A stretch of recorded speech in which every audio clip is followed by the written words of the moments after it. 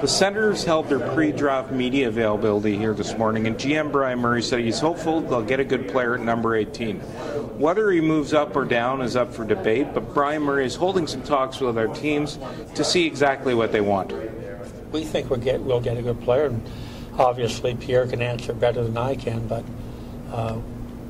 we think the draft is deep enough to get a player that probably a year or so down the road will have a chance to play in the league. Of course, one of the focuses will be on whether Robin Lehner or Craig Anderson gets moved at this draft.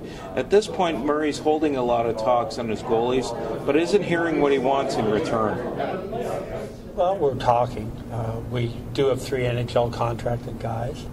We have a couple of guys in the minors that are good, so we know our depth in goaltending right now is probably as good as it's ever been here.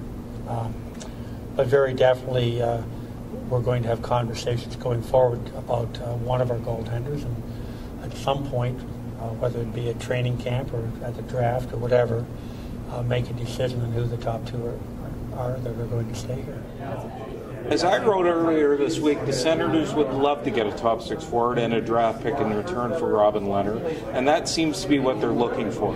Obviously, Lehner is the guy who's going to attract more interest than Craig Anderson.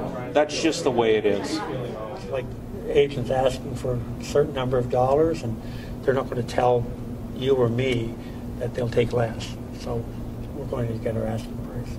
And if you don't, would you possibly bring the 3 of them to camp? Oh, sure. There's no problem bringing 3 guys to camp and letting them fight it out and figure out something from there. Every day we have things to do and important decisions to make, and we'll make it at that time if that's the case. In our other housekeeping moves, Coach Dave Cameron has signed his 2-year extension.